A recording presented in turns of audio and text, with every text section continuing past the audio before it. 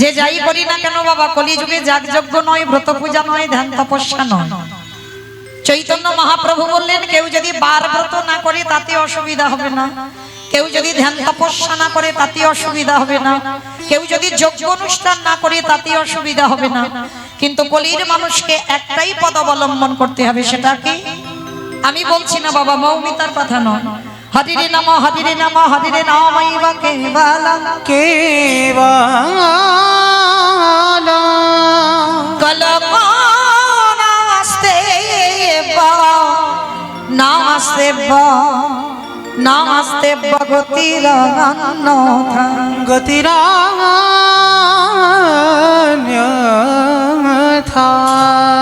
কলির মানুষের হরিনাম ছাড়া কোনো গতি নাই, কোনো গতি নাই, কোনো গতি নাই। একমাত্র ভব পারাপারের সম্বল হবে বাবা এই হরির নাম সংকীর্তন। যাত্রা, নাটক, function, theatre, TV, serial, mobile যাই করো না কেন, শেষের দিনে বাবা যখন দেহ থেকে প্রাণটা চলে যাবে, ওই দুটো সম্পদ আমাদের পিছনে যাবে, এক হলো ফল আর এক হলো পরতা। আর পিছনে বলবে বলো হরি হরি বল, বলো হরি হরি বল, বলো হরি হরি বল। তাহলে হরির নাম ছাড়া বাবা তোমার সঙ্গে কেউ যাচ্ছে না। তবে না, যাচ্ছে না বলা ভুল বাবা, আর একটা সম্পদ যাচ্ছে, সেটা কি? কর্মফল। এই কর্মফল বাবা জীবনে কোনোদিন কাউকে ছাড়বে না। ভগবান রামচন্দ্রকে সরযূ নদীর জলে প্রাণ ত্যাগ করতে হলো, ভগবান কৃষ্ণচন্দ্রকে 125 বছর বয়সে জরাব্যাধির তীরে প্রভাসের তীর্থে প্রাণ ত্যাগ করতে হলো, চৈতন্য মহাপ্রভুকে 48 বছর বয়সে বাবা সম্বরণ করতে হলো দেহটা। তাহলে ভগবান নিজে নিজেকে ছেড়ে দিল না, যে রাধাবন্ত প্রাণ, সেই রাধারানীকে 100 বছর কাঁদিয়েছে আমার প্রাণ গোবিন্দ। ব্রজ ছেড়ে মথুরায় চলে গিয়ে রাধারানী 100 বছর কাঁদলেন। তাহলে আপনারা ভেবে দেখেন, ভগবান নিজেকে ছাড়েনি, শুধু নিজেকে নন, সব থেকে যাকে বেশি ভালোবাসে ভগবান, সব থেকে কাকে বেশি ভালোবাসে বাবা? ভক্ত। ভক্ত প্রাণ, ভক্ত জীবন, ভক্তই সব। তাহলে সেই ভক্তকে ছেড়ে দেয়নি। আর আপনারা আমরা তো তুচ্ছ বাবা, আমাদেরকে ছেড়ে দেবে মনে করেছো? তাহলে কর্মফল ছাড়বে না বাবা। কে কি কর্ম করলাম? 84 লক্ষ জনই আমাদের জনম, 4 লক্ষ বার মানব জনম, 80 লক্ষ জনই বাবা প্রত্যেকে ফেলে চলে এসেছে। মানে জগতে কত কিছু হলাম, 80 লক্ষ বার। তাহলে এই 4 লক্ষ বার যখন মানব জন্ম হলো, এমন কর্ম করব না মা যেন আবার আমাদের পিছনে ফিরে যেতে হয় 80 লক্ষ জনিতে। এমন কর্ম করো যেমন বাবা ক্লাসে 1 2 3 4 যেমন ক্লাসে ওঠা হয়, তেমন আমাদের উঠতে হবে, কিন্তু নিচের দিকে গেলে হবে না। তাহলে এই মনুষ্য জন্মটাকে বলছি বাবা দুর্লভ জন্ম। কেন? পশু পাখি খায়, আমরাও তো খাই। পশু পাখির সন্তান জন্ম দেয়, আমরা নারী জাতি, আমরাও সন্তানের জন্ম দিই। পশু পাখি তারাও ঘুমায়, আমরাও ঘুমাই। পশু পাখি সকালবেলা খাবারের অন্বেষণে বার হয়, আমরা মনুষ্য জাতি, আমরা সকালবেলা বাবা যে যার কর্মে বার হই সংসার চালাবার জন্য। তাহলে তাদের সঙ্গে আমাদের তো কোনো তফাৎ নেই। তথাপি বাবা বলছে, পশুদেরকে বলছে না, পক্ষীদের বলছে না দুর্লভ জনম, কিন্তু আমরা মানব জাতি আমাদেরকে বললো দুর্লভ জনম। কেন? যেটা যে সম্পদ ওদের কাছে নেই, সেই সম্পদ আপনাদের কাছে আছে। ওদের একটা ছেড়ে বাবা দুটো চারটে পা দিয়েছে ভগবানের ধামে যাওয়ার জন্য, কিন্তু একটাই বস্তু দেয় না, সেটা কি? হরি বলবার মতো, কৃষ্ণ নাম বলবার মতো এই জিহ্বায় ভাষা দিল না। ভগবানের বংশীর রণামৃত শুনবার জন্য কর্ণ দিল, নয়নে দেখল ভগবানকে দর্শন করবার জন্য। কিন্তু এই পশু কোলে পক্ষী কোলে জন্ম নিয়ে একবার হাগরে বলে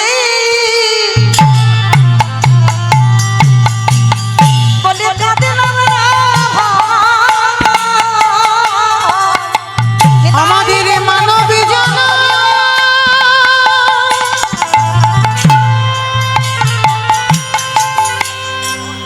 মানবী জনম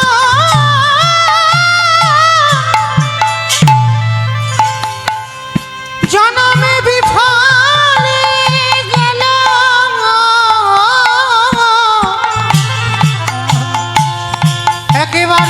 কৃষ্ণ বলে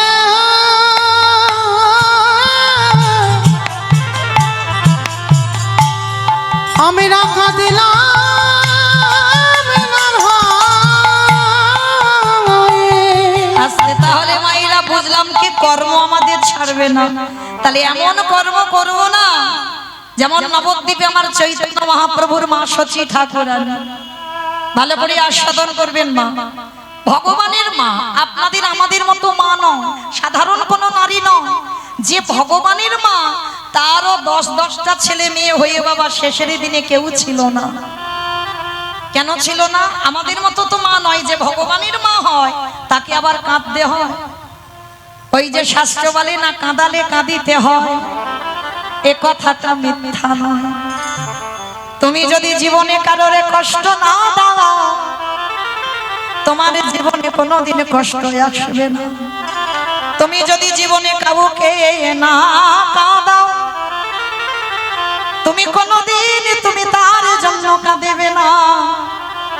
তাহলে সদাই মনে রাখতে হবে, কাঁদালে কাঁদিতে হবে বাবা। এটা গ্রন্থ বিধান দিল, শাস্ত্র প্রমাণ। ভগবানের মাকে ভগবান ছেড়ে দিল না, 10-10টা ছেলে মেয়ে কেউ কোলের কাছে রইল না। তাহলে আপনারা প্রশ্ন করবেন, মৌমিতা ভগবানের মা, সে আবার পাপ করে? বলে করে না। একটু লক্ষ্য করেন বাবা, ত্রেতা যুগে রাম অবতারী, এই জায়গাটা মা খুব ভালো করে আস্বাদন করবেন। এই রাম অবতারে রামের বিমাতা ছিল কইকেয়ী মা। এই জগতে অনেকে আছে বাবা, জগতে সমাজে অনেকে আছে বিমাতা মানে সৎ মা। আচ্ছা আগে বলেন তো মা, সৎ মা মানে ভালো মা না খারাপ মা? সৎ মা মানে ভালো মা না খারাপ মা? ভালো মা। সমাজ বলে কোনোদিন ভালো মা? কখনো বলবে না। সৎ মা মানে খারাপ মা। আমরা বলছি সৎ মা মানে এখানে বসে বলছেন ভালো মা, কিন্তু সৎ মা মানে খারাপ মা। এখানে প্রত্যেকটা আমরা নারী বলবো সৎ মা সে ভালো মা হয় না। কিন্তু মা একবার ভালো করে লক্ষ্য করেছেন, সৎ মা যদি ভালো মা না হবে তাহলে তো বাবা খারাপ মা বলতে পারতাম, অসৎ মা বলতে পারতাম। তাহলে সৎ মা বললাম কেন? আর যদি কেউ আমরা সৎ মা হই, যদি আমরা কেউ বিমাতা হই, তাহলে কইকেয়ী মায়ের মতো মা হতে হবে। এই জগৎ সংসারী বাবা সবাই বলল কইকেয়ী মা ভালো নয়।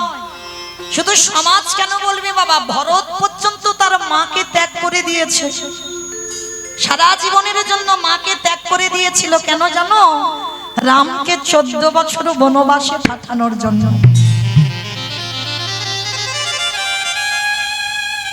আচ্ছা বাবা, এই জায়গাটা একটু ভেবে দেখেছেন, অনুভব করে দেখেছেন?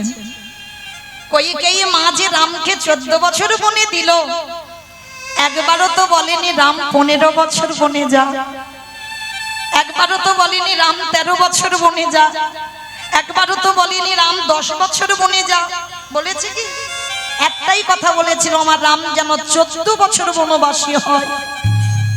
কিন্তু কেন এই 14 বছরের উপরে বাবা কথাটা চাপ দিয়ে বলল কেন? কারণ যে তত্ত্বটা বাবা আপনারা আমরা সবাই জানি না। রাম তখন, রামের জন্ম হয়নি বাবা, রাম আবির্ভূত হবার আগে এই সূর্য বংশে একটা অভিশাপ দেওয়া ছিল। কি অভিশাপ? না সূর্য বংশে যদি কোনো পুত্র সন্তান 25 বছরের আগে রাজ সিংহাসনে বসে রাজ্য অভিষেক হয়, তৎক্ষণাৎ তার অপঘাতে মৃত্যু হবে। সূর্য বংশকে অভিশাপ দেওয়া আছে বাবা। তা কথাটা শুনে দশরথ হেসে উড়িয়ে দিয়েছিল, হায় রে, আমার অযোধ্যায় আমার বংশে কোনো পুত্রই তো নেই, আর রাজ্য অভিষেক হবে কার, আর মৃত্যুটা বা হবে কার? কথাটা উড়িয়ে দিল বাবা। বহু বৎসর পর পুত্রেষ্টি যজ্ঞ করে রাম লক্ষ্মণ ভরত শত্রুঘ্নকে পেয়েছিল, কিন্তু যখনই পুত্র পেল না, ওই পুত্র পেয়ে আনন্দে বাবা ভুলে গেল সেই অভিশাপের কথা। শুধু একজন মায়ের মনে ছিল বাবা, যে হলো আমার কইকেয়ী মা। রাজ্যাভিষেক হবে, রামের বয়স 12 বৎসর। অযোধ্যায় চারিদিকে আলোয় আলোকিত হয়ে গেল বাবা, চারিদিকে আলো, চারিদিকে বাদ্যি বাজনা বাজছে। রাজ্যের অভিষেক হবে রামচন্দ্রের। সবাই আনন্দে হই হুল্লোড় করছে। কইকেয়ী মা ঘরে গিয়ে হিসাব করে নিল, এখন আমার রামের 12 বছর বয়স, আর 14 বছর যদি বনে পাঠাই তাহলে 12 বার 14তে কত বয়স হবে বাবা? 26। তাহলে অভিশাপ দেওয়া আছে 25-এর আগে যদি সিংহাসনে বসে, তাহলে রাম 14 বছর পরে যদি ফিরে তখন যদি সিংহাসনে বসে, তখন তোমার রামের অপঘাতে মৃত্যু হবে। ভালো করে ভাবেন, দুদিনের ছোট ছিল ভরত, রামের থেকে দুদিনের ছোট। তাহলে এবার আপনারাই বিধান দেন, তাহলে কি ভরতের 25 বছরের বেশি বয়স ছিল? রামের যদি রাজ্যাভিষেকের সময় 12 বছর বয়স হয়, তাহলে ভরত তো সেই একই বয়সী। কইকেয়ী মা বলেছিল, মরতে যদি হয় আমার ছেলেটাই মরবে।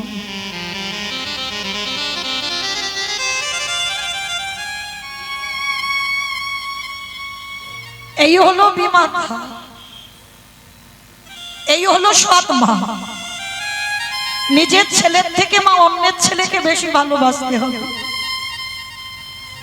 নিজের ছেলেকে যদি দুর্গাপূজায় একটা বছর জামা না দাও, কিন্তু যে তোমার সৎ মা বলে তাকে কিন্তু দিতে হবে। তোমার ছেলেকে যদি কম খেতে দাও, যে তোমার সৎ মা বলে তাকে তোমায় বেশি খেতে দিতে হবে, তবেই তুমি প্রকৃত সৎ মা। রামায়ণে কইকেয়ী মা দেখিয়ে দিল, সৎ মা যদি হতে হয় কইকেয়ী মার মতো হও। ভরত রাজ সিংহাসনে বসবে কেন? মরণ যদি হয় আমার ভরতের হোক, আমার রামের অঙ্কে যেন আছে। যার জন্য তো বাবা রামচন্দ্র বনবাস থেকে ফিরে যখনই অযোধ্যায় পা দিল না, প্রথমেই ডাক দিয়েছিল মা।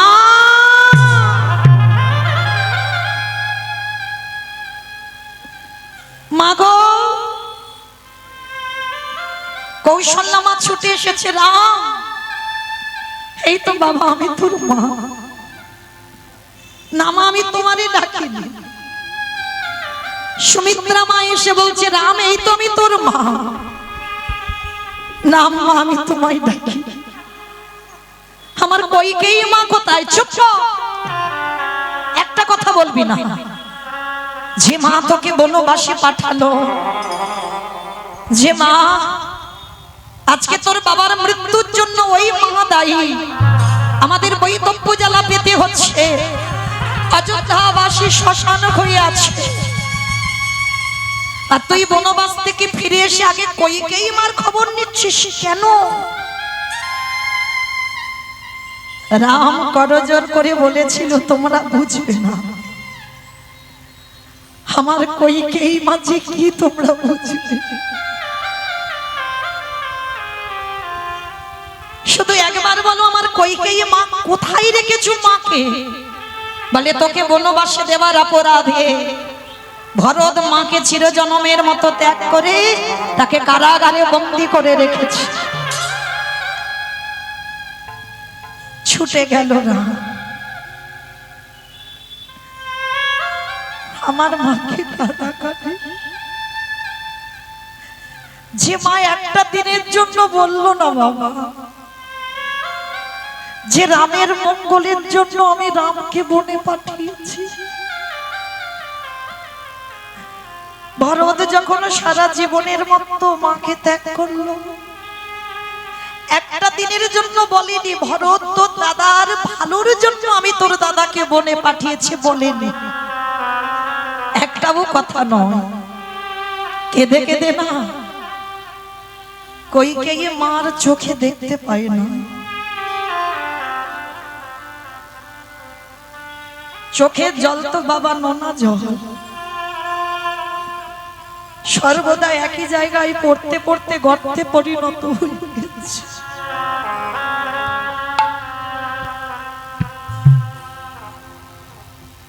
হৃদয়ে রামের প্রতিচ্ছবি দাঁড়িয়ে শুধু সারাদিন রাম একবার দেখা দে, ওরে রাম রে,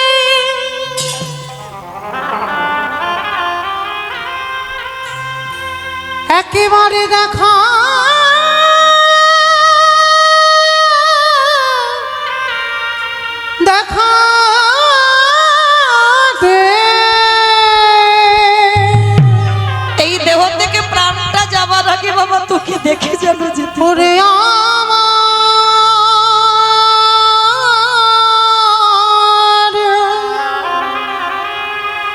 নয়ন মনি।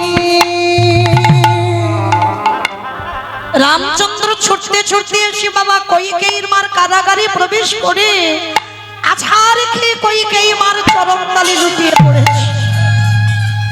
রামের মাথাটা পড়েছে কইকেয়ী মার চরণে। চমকে উঠেছে কইকেয়ী মা, কে কে আমায় পরশ করলো? কে রে বাবা তুই?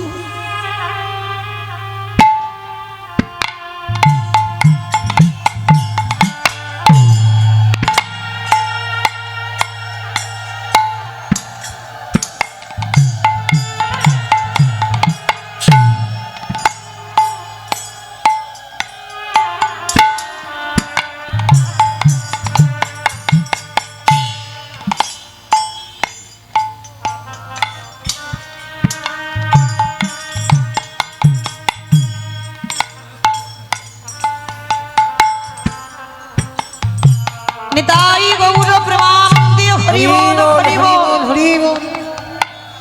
পরশ মনের পরশে যেমন লোহা সোনা হয়ে যায়। আমাইরা পরশমণি পাথরের নাম শুনেছ? লোহাতে ঠেকালে নাকি লোহা সোনা হয়ে যায়। আর এই জগৎ সংসার আছে,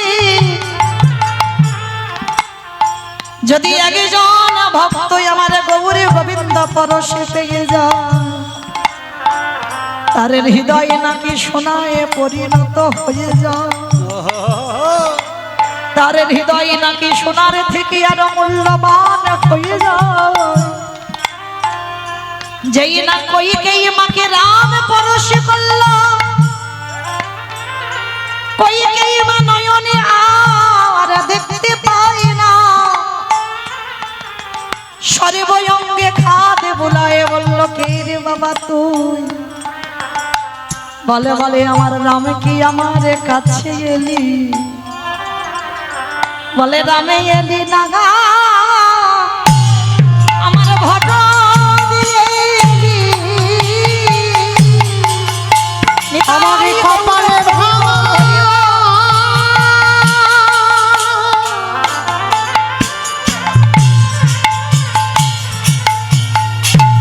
আমার নয়ন মনি এলি। বলে আমার রামে এলি না, আমার ভরা এলি। রামচন্দ্র দাঁড়ায় কেঁদে বলল, মা গো, তোমার মতো মায় আমি জগতে দেখি না। এত কষ্ট সহ্য করে তুমি সত্যি কথা কারোরে বললে না, তাই আমি রাম হয়ে তোমার চরণে জানালাম। বলো মা তুমি আমার কাছে কি চাও? কইকেয়ী মা চরণ তলে লুটিয়ে পড়ে বলল, রাম রে, যদি দিতে হয় তোর কাছে আমি জানাই রাখলাম, আমার একটা সম্পদে দে বাবা। বলো মা তুমি কি চাও? আমার দৃষ্টি শক্তি একটু ফিরাইয়ে দে। আমি আর তো কিছু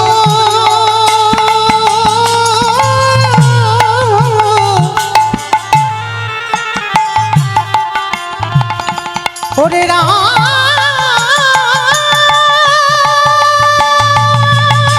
রে,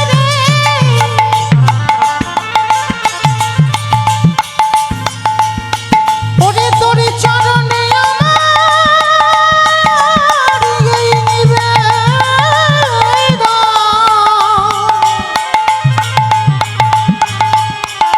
আমি আর তো কিছু চাহি না রে, তুই আমার দৃষ্টি শক্তি ফিরায়ে দে। ওরে রাম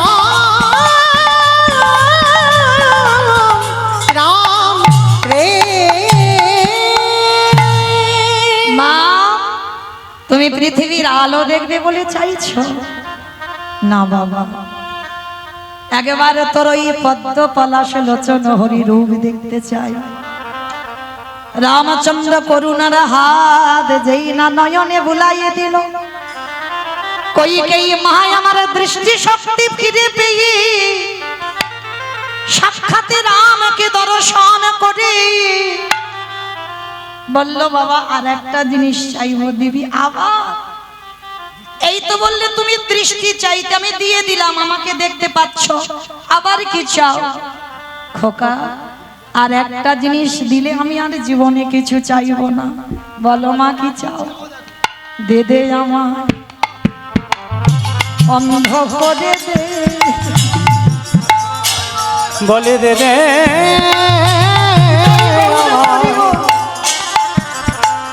আমায় অন্ধ করে দে রে। বলে যে নয়নে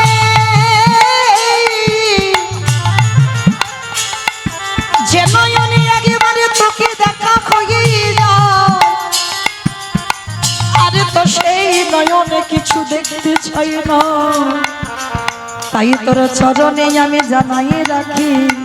বলি দে দে অন্ধ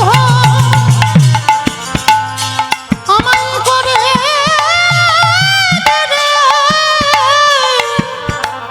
যেই না মায় আমার নয়ন জলে কাঁদিল,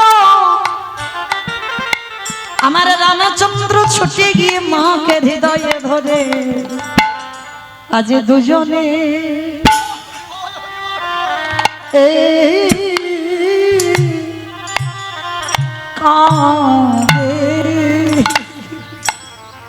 দেখো দুজনে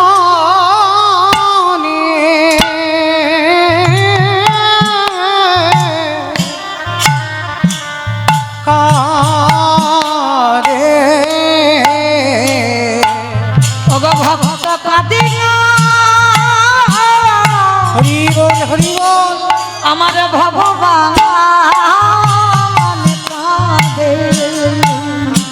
দেখো দুজনে কাঁদে ওগো পুত্র কাঁদে না, মাতা কাঁদে।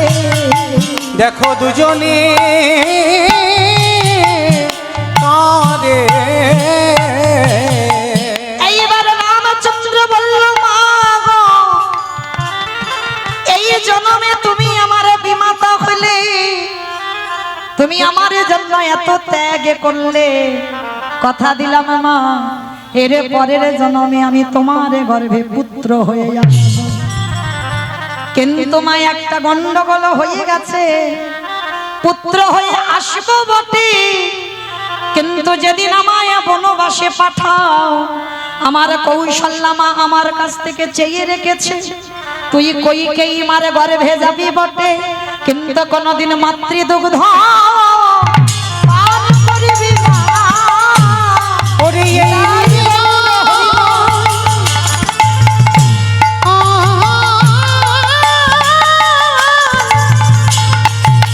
বলি এই নিবেদন জানাইয়ে রাখিলাম, কোনদিনে মাতৃদুগ্ধ পানে করবি না। তবে মা গো এর পরের জন্মে হবে তুমি দেবকী মা, ওই দেবকী মার ঘরে আমি যাব বটে, আমি স্তন দুগ্ধ খাবো না, সেই স্তন দুগ্ধ তুমি স্তন মর্দন করে দুগ্ধ মাটিতে ফেলে দে। আমি আজ তোমাকে কথা দিয়ে গেলাম, ওই যে সেবার বস্তু আমার খাবার বস্তু তুমি যখন কংসের কারাগারে মাটিতে দেবে, আমি কথা দিলাম মা আগত কলি যুগে যেদিন আমি গৌরী অবতারে নদিয়ায় যাব, সোনার থালাতে নয়, রূপরে থালাতে নয়, তামার থালাতে নয়, শাল পাতাতে নয়, ওই মাটির পাত্রে করে চিড়ে প্রসাদ ভিজাইয়ে দিয়ে যদি একজন ভক্ত নয়ন জলে ডাকতে পারে, আমি জনম জনম দুজন হাসে বলে